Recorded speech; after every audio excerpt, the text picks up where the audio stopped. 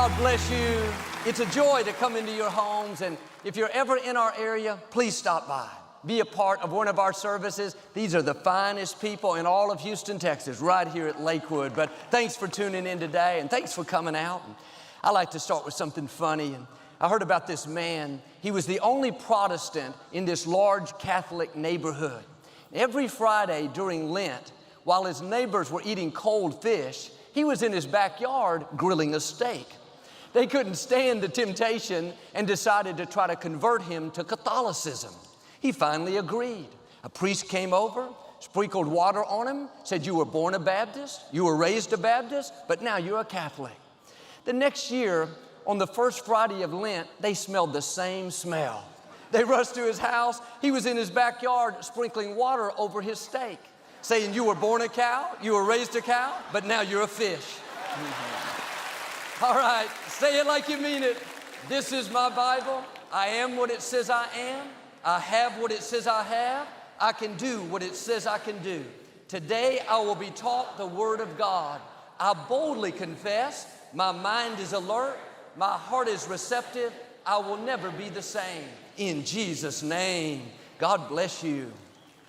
I want to talk to you today about inviting God into your difficulties. Most of the time we're praying, "God, get me out of this challenge. Get me out of this trouble at work. Get me out of this financial setback."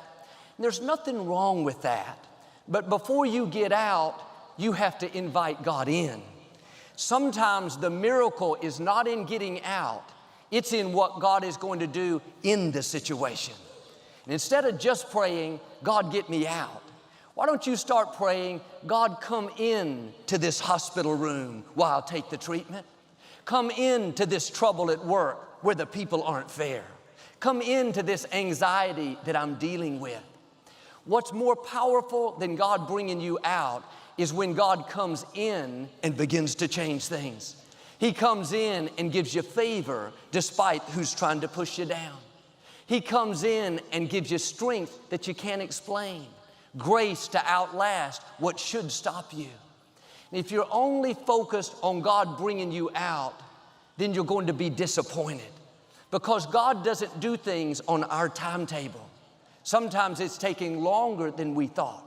But when you ask God to come in, you can be at rest. "God, I know you're right here with me. You are ordering my steps, and at the right time, you'll get me to where I'm supposed to be." You don't have to fight everything, live upset, can't sleep at night. That happens when you're only focused on getting out. God is waiting to come in.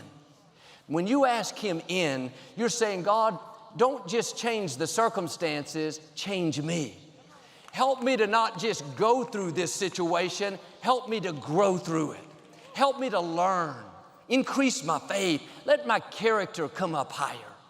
If God delivered us out of everything instantly, we would never reach our highest potential. God works in the trouble. He works in the uncomfortable situations. And sometimes God is not bringing you out yet because He wants the odds to be against you in a bigger way, so when He brings you out, it will be a greater miracle. Now, voices will whisper, God doesn't even hear your prayers. That's why nothing's changing. The truth is, God is setting you up to show out in your life. When He brings you out, no one will be able to deny that His favor is on you. God said in Isaiah, "When you go through the waters, I will be with you. When you go through the rivers, they will not overwhelm you. When you walk through the fire, you will not be burned." It's interesting that God didn't say, "I'll keep you out of every fire. You won't have to face any floods." No, He said the challenges will come. There will be adversities and things we don't understand.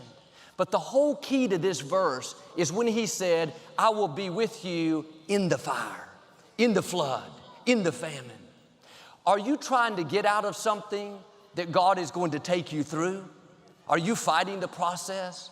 "It's not fair. God, I can't take it anymore." Everything will change if you'll start inviting God into the fire. He's already promised He'll be with you. Maybe He's just waiting for your invitation. The right attitude is, God, I know you're going to bring me out, but in the meantime, I'm asking you to come in to this challenge in my health. Come into this loss I'm going through. Come into this depression that's trying to stop me.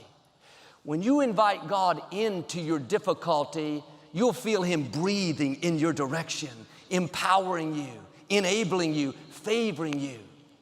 Is it a greater testimony that God kept you out of the fire, or that He came with you in the fire and brought you